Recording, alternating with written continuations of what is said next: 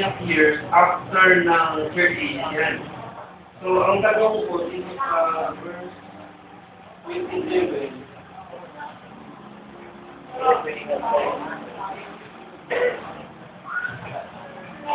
ang sabi dito sa verse 27, basahin ko muna. And it shall confirm the covenant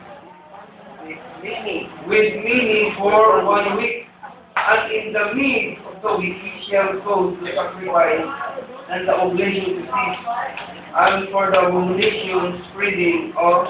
So, ang tanong ko dito, Sister G, saan nangyayari yan, yung ipatitili ng mais? Kasi ang tigil ng mais, in the midst of the week. So, kung ang 3.5 years ay na-consume na, at ang remaining time na lang ay 3.5 years, saan dyan na ano yung itinibig ng mais? Saan na ayun lang sa kanila. In the midst of the week. Ayon sa kanila, in the midst of the week, middle of part,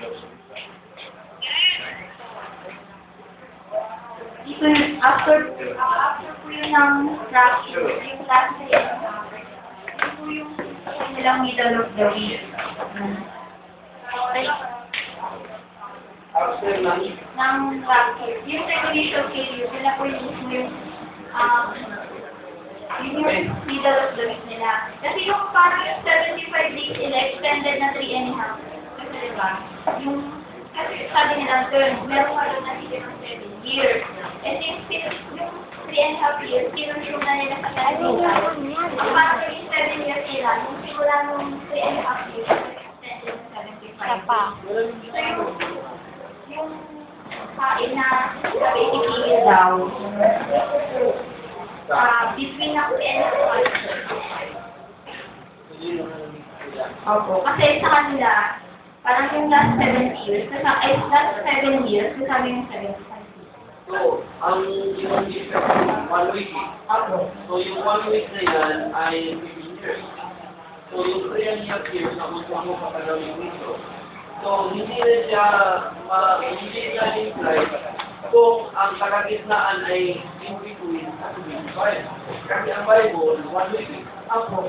So, kung tama natin yung 25, 1 week na 75. So, yun yung. Kasi meron din note pa nga sila po dito na it looks like the remaining half of the 1 week of God with Antichrist will be cut short to 75 days. Parang yung 3.5 plus 3.5 nila, pinaiksi yung 3.5, ginawang 75 days, and then after nun, yun po yung sabi sa kanila. Kasi sabi ito yung, the 75, within this remaining 75 days, dito, mangyayari yung Armageddon, mangyayari yung makukuhan nila, Armageddon, pagdating ni Christ, saka yung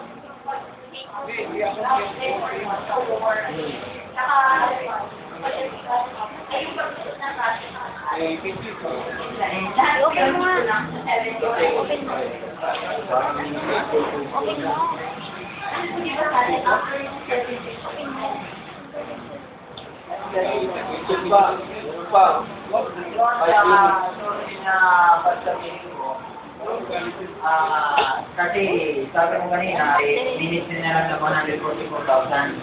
Saan nakaposisyon ng 11, yung chapter 11 ng Revelation, yung pro-profit?